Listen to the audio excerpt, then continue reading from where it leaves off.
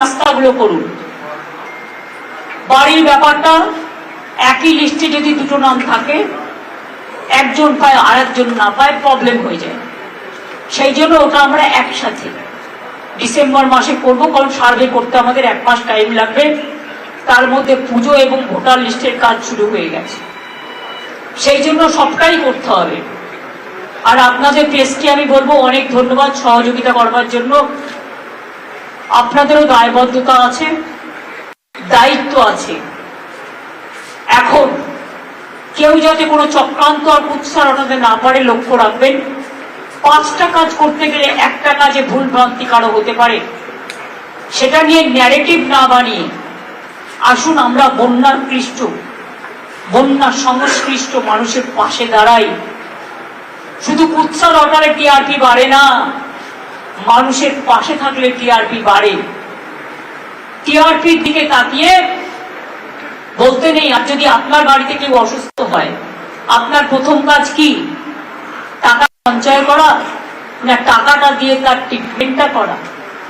আমাদের স্বাস্থ্যসাথী কার্ড আছে, আমি হাসপাতালগুলোতে সাপে কাটার ওষুধ বেশি করে রাখতে বলেছি, এমনকি সুস্বাস্থ্য কেন্দ্রগুলোতেও ইমিডিয়েট পাঠাতে বলেছি, ওটা হাতের সামনে পায়।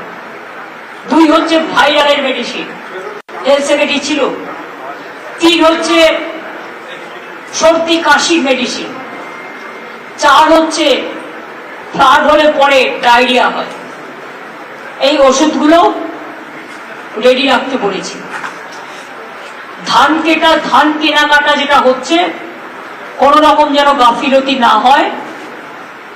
যেখানে ধান এখনো পড়ে আছে, ধান কল মালিকদের সাথে কথা বলে দরকার হলে সেই ধানগুলো চাষির থেকে কিনে নেওয়া হোক।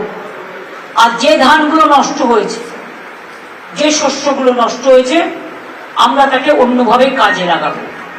আপনারা জানেন আগে প্রতিবার সুন্দরবনে যে জল আসতো, লবণাক্ত জল, এবং দীঘায়, তাতে সব ধান নষ্ট হয়ে যেত। আমরা একটা স্বর্ণ ধান, প্রদীপটা তাই তো, আমরা একটা স্বর্ণ ধান টাইপের একটা তৈরি করেছি। ওই ধানগুলো নিয়ে আমরা কিন্তু নতুন ধান তৈরি করেছি রিসার্চ করে।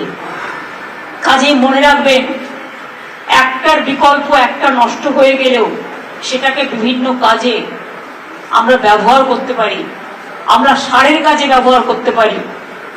আগে আপনারা দেখবেন বাংলায় পেঁয়াজ উৎপাদন হতো না, এখন বাঁকুড়া, মুর্শিদাবাদ, বীরভূম বিভিন্ন জেলায় হয়।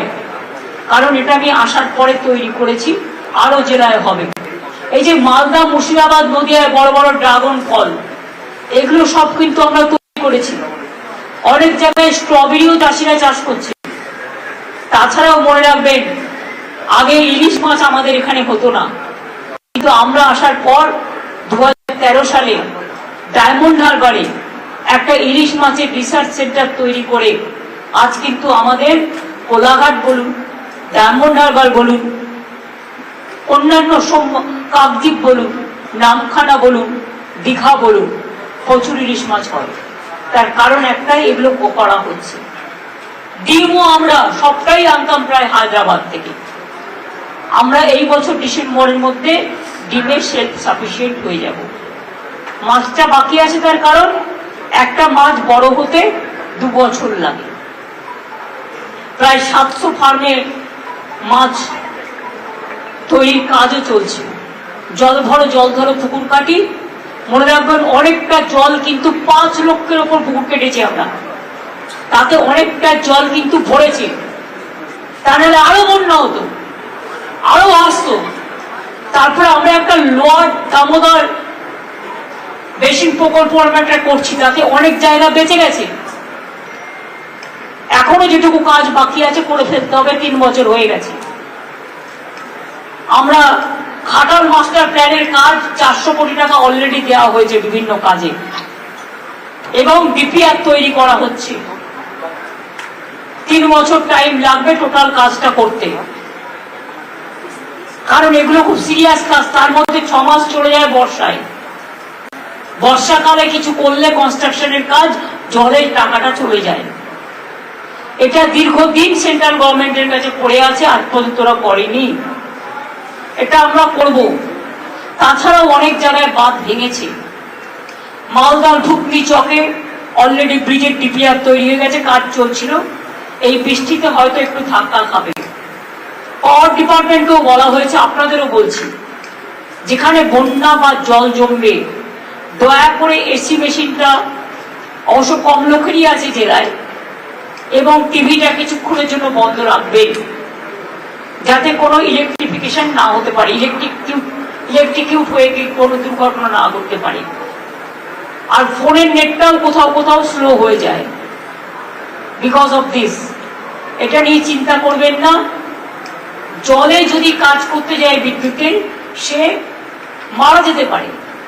যে বিদ্যুতের কর্মীটা কাজ করছে সেও তো আমাদের একজন কর্মী। তাই জলে জীবন বাঁচিয়ে তারপরে বিদ্যুতের কাজগুলো রেস্টোর করার কথা বলা হয়েছে। অনেক জায়গায় হয়েছে, 100% হয়েও যাবে, কিন্তু আবার হয়ে গেছে অলরেডি বর্ধমানে। কিন্তু এখনো যেহেতু আবার বৃষ্টি আসছে, কাজে আবার হতে পারে, এগুলো দেখে রাখতে হবে।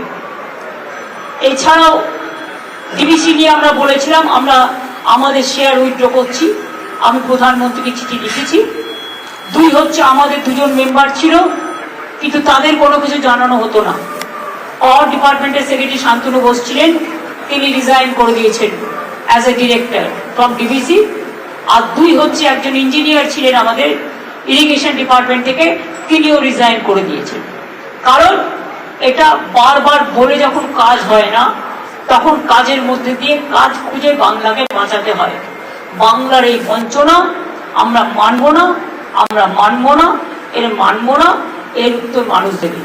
আমি এটুকু বলে আপনাদের সকলকে অনেক ধন্যবাদ জানিয়ে, আমি যেহেতু বাঁকুড়ায় ইন্দা সন্ধ্যা বিভিন্ন জায়গায় জল উঠেছিল, অনেকটা নামতেও শুরু করে দিয়েছে, কিন্তু বড়জোড়ায় একটা দ্বীপের মতো আছে যেখানে অনেকটা জল উঠেছিল, অনেক মানুষ আশ্রয় নিয়েছিলেন। আমি সেখানে যাব। তারপরে রাতে আমি দুর্গাপুরে আজকে থাকবো, প্রোগ্রাম নেই, ফিরে আস্তে আস্তে রাত হয়ে যাবে। আমি কালকে বীরভূমে অ্যাডমিনিস্ট্রেটিভ রিভিউ মিটিং করব।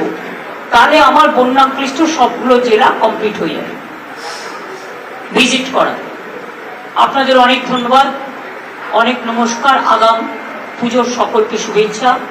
মা সকলকে শান্তি দিক, স্বস্তি দিক, শক্তি দিক, ভক্তি দিক।